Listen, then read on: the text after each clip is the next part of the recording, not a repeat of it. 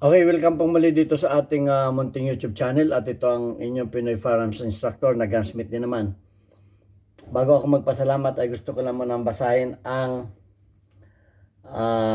ating content mula sa katanungan ni Rodelyn Joy Opiano. Okay, ang sabi ni Rodelyn Joy Opiano ay, Sir, good noon. Tanong ko lang po yung sa akin na 1911 na Springfield, yung barrel may alog, ano po ba maaring gawin? Salamat. Okay. I'm sure itong Springfield ay luma na. At bago natin yan sagutin ay gusto ko lang muna kayong pasalamatan dahil tayo ay umabot na sa 46,800 plus na mga subscribers dahil yan sa inyong pag-share at maraming salamat sa inyo, lalo sa mga nagla-like. Lalo tigit maraming salamat do sa mga hindi nag-i-skip ng ads dahil nakakatulong kayo sa ating revenues dahil ang ating YouTube channel ay inilalaan natin o tinutulong natin sa ating mga beneficiaries na 6 na estudyante na anak ng mga single parent. Kaya maraming salamat do sa mga hindi nag-skip na ads. At maraming salamat din do sa mga nagpadala dito sa ating GCash number. Huwag po ninyong tawagan yan para bumili ng baril. Wala po kaming ibinibintang baril. Tawagan po ninyo yan o mag-message kayo kung kayo ay may itutulong na ipaabot na tulong sa ating mga beneficiaries na mga batang mag-aaral. At kagaya ni para kayo ay ma-recognize ng ating YouTube channel, kagaya ni Aljon Dating at Jobit Francisco. At muli maraming salamat kay Noli Peace America. Kababasa ko pa lang ng iyong message sa muli mong pagpapadala sa ating YouTube channel. Nakakataba ng puso na may mga kababayan tayo sa USA na may puso ng pagtulong at malaki na sir ang naitulong mo sa ating mga beneficiaries. Pagpalain kayo ng Panginoon, 10 ng iyong pamilya, bigyan kayo ng mabuting kalusugan at maraming pagpapala para marami pa kayong matulungan. Okay, pumunta na tayo dito sa ating YouTube sa ating topic. Mula kay Rodelyn Joy Opiano. Sir, good noon. Tanong ko lang po sa aking 1911 Springfield, yung barrel may alog, ano po bang maaring gawin? Salamat po. Hindi mo sinabi kung yung kinalog mo yung barrel ay naka-open chamber ba o naka-open na slide. Dahil pag naka-open slide ang mga pistol, ang barrel niya na hindi nakalock. Nakalutang yan. So may alog talaga yan. Aalog talaga yan pagka kasi ang mga barrel ng mga 1911, so wala tayong 1911 dito, ay kamukha nito. Ito yung kanyang locking block at ito ang nakalock. Ito ang locking system ng barrel ng 1911. Kamukha rin ito, pero ito hindi 1911 baka tayo mabas na naman. Wala tayong 1911. Nakalock yan. At yung kanyang slide, mapapansin ninyo sa ilalim ay mayroong sinasalpakan yan. Yan ang nagko-control ng recoil. Yan ang tinatawag na locking block ito. Dito naglalak yan. Kumbaga ito ay nakasalpak yan. Kaya pag yan ay naka-close, ay hindi mo makakalog ang barrel. Hindi mo makakalog ang barrel. Ngayon, kung naka-close ang niyan at kumakalog pa, pwedeng ang may diferensya dyan ay itong busing. Yan itong busing. Baka naman sobrang kalog na nung busing sa kalumaan na. Ang isa pa, dahil kada putok niyan ay dumadaan yan sa busing na ganyan, kada putok niyan, baka naman yung barrel mo dito ay na sa dami na ng bala na naiputok, siyempre magagasgas yan kasi ang busing niyan at saka barrel niyan ay magkakamero ng friction. Kung ito ang sira at ito ay Kung busing lang ang kung busing lang, pwede mong magpagawa ka ng panibagong busing na medyo maliit yung butas. Nagagawa naman yan, yung barrel bushing. Ihabol mo na lamang doon sa pagkakalog. Okay? Kung ito ay at ito ay medyo papantay mo ng konti sa machine shop o kahit hindi na. Basta't itong bushing ay ipiting mo. Itong bushing, may mabibili ka na, pwede ka magpagawa nito. O di kaya bumili ka na ng bago kung kung pipiting naman yung bago. Yan ang ko dyan. At tingnan mo rin yung barrel link. Baka yung barrel link mo ay yung kalug na. Kasi pag kalug na yung barrel link, pag inano mo to, ay bababa yung barrel mo pag itinulak mo ito. Okay? Kakalog yan. Baka yung barrel link mo ay maiksi na o yung butas niyan ay mga malalaki na rin yung butas. So, pwede rin na kumalog. Pero pagka tanggalin mo yung barrel at kalugin mong ganon, ganon-ganonin mo yung mula dito, ganon-ganonin mo. At pag may salyada na, ay bumili ka ng dalawang klase ang mabibili mong barrel, yung drop-in barrel. Yung drop-in, yun yung ikakabit mo na lang. Pero sa mga ganyan na malaki ng tolerance, ay yung non-drop-in ang iyong ikabit.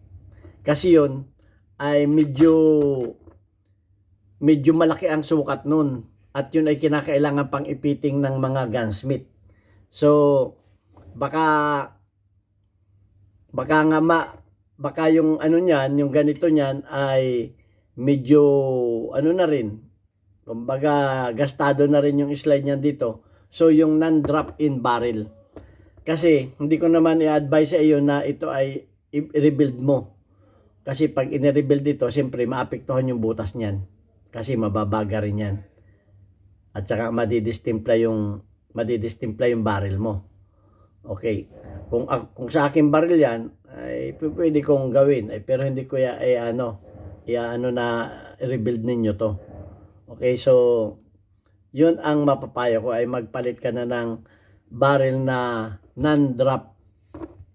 non-drop-in. Medyo medyo yun, yung non-drop-in, yun ay ipinipiting pa ng mga gunsmith yun. Ipinipiting pa yun. At ang nagpipiting nun ay siyempre yung mga professional gunsmith. Ngayon, wag kang bumili, kung bibili ka ng barrel ay wag yung drop-in. Dahil yung drop-in ay maaring may diferensya na ngayong slide mo. Kasi yung mga ganyang problema ay hindi mahirap sagutin yan kasi hindi mo na makita yung barrel kung kagaano kalaki ang kalog niya. So hindi ko masasagot din kung kagaano kalaki ang kalog niyan at kung dapat na bang palitan ng barrel. Pero kung kaya pa na ang palitan mo lamang ay barrel link at barrel bushing at pwede pang isalba yung barrel, ay pwede naman. At inuulit ko, ang mga 45 lalo mga ECP, yung mga ay talagang pag naka-open chamber yan, hindi nakalak ang barrel, talagang kalog yan. Marami nagtatanong sa akin yan. Sir, pag ba naka-open ang slide, ay kalog ba ang barrel? Ay talagang kalog yan, kasi nga hindi nakalak. Okay, imposibleng kumalog yan pag yan ay nakalak. Kasi may mga, yan ang may yung kamukha nito, nakalak talaga yan. Ito yung nakasalpak. Kaya kasi kung wala ito, pag nag-recall yan, napakalakas na recall niyan. Ito yung design ni John Moses Browning, ganyan talaga.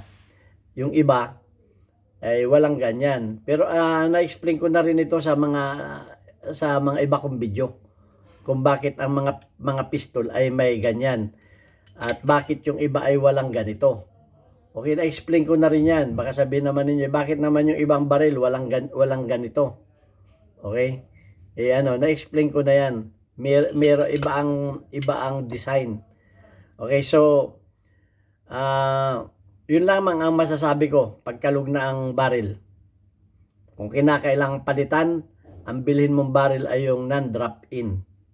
Okay? Huwag yung drop-in.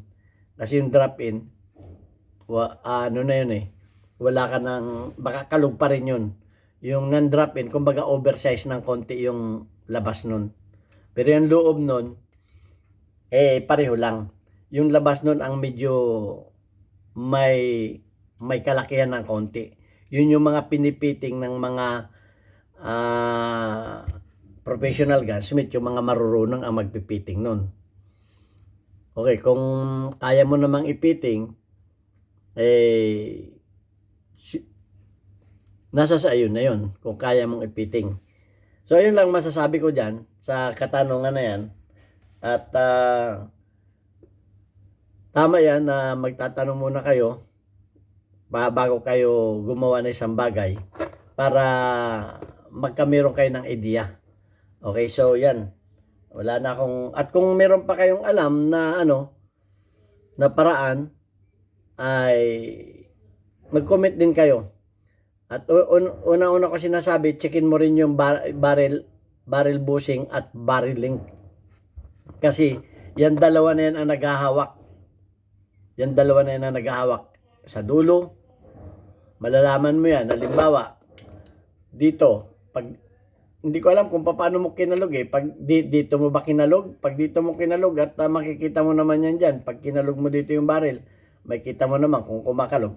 Pag dito mo naman nakita mong kinalog mo dito yan at ang barrel niyan ay medyo baka nakababa na ganun, may problema ang barrel link mo niyan. It's either na maiksi. Pag maiksi kasi ang barrel link mo, hahatakin niya pababa. Hatakin yung barrel mo. So, kakalog yan. At saka yan na hindi man maglalak dito. So, ayan. May nabibili naman barrel link, mas mura yon. Yun na lang. Ako, pag ako gumawa ng barrel link, ginagawa kong materialis niyan, molye. Yung mga molye spring na sasakyan, yung flat spring. Pero medyo mahirap-hirap lang gawin. Pero yung nagagawa ko kung kinakailangan na wala akong mabiling barrel link. Pero kung walang mabiling barrel link, pwede mo naman kopyahin yung luma, i-adjust mo lang haba. Yung pagitan ng dalawang butas. Okay, so mulye ang gagawin mong niyan, materialis. Yun ang matibay. Yung flat spring, yung mga mulye ng mga tricycle, mga mulye ng sasakyan. Pero mahirap lang talagang gawin yun. Medyo may matigas yun. Okay, so yan. Wala na akong masabi pa. At basahin ko lang sa inyo yung ating mga community spotlight. Weekly highlights of your most engaged audience members including your top commenters. Okay, shout out kay Alfredo Isidro. Meron kang perfect na engagement. Thank you very much. Si Ordo Sipay ng Las Piñas. At shout out din kay Don Rani Genyoretico. Hindi ko mabasa. 16 ang engagement. Shout out kay Tumi Aparachi. Meron kang 100 plus na engagement. Thank you very much. At shout out kay Creed. Meron kang 1 engagement. At shout out din kay Hansel Evangelista. Second honor. Meron kang 99 engagement. At shout out sa mga kasamahan mo dyan sa One Gun Pilipinas, Bulacan Chapter. Okay, yan. At okay, shout out din sa mga kababayan ko sa Pinamalayan Oriental Mindoro. Bisitahin po ninyo ang aming bagong negosyo dyan na tinayo ng aking bunsong anak na si Elmer Jr. At yan ay matatagpuan ninyo doon sa dati kong machine shop sa Alvarez Street, Pinamalayan Oriental Mindoro. Sa halagang 40 pesos, may 2 burger na kayo, buy 1 take 1. At marami pa kayong mga masasarap na pagkain na ma-order dyan.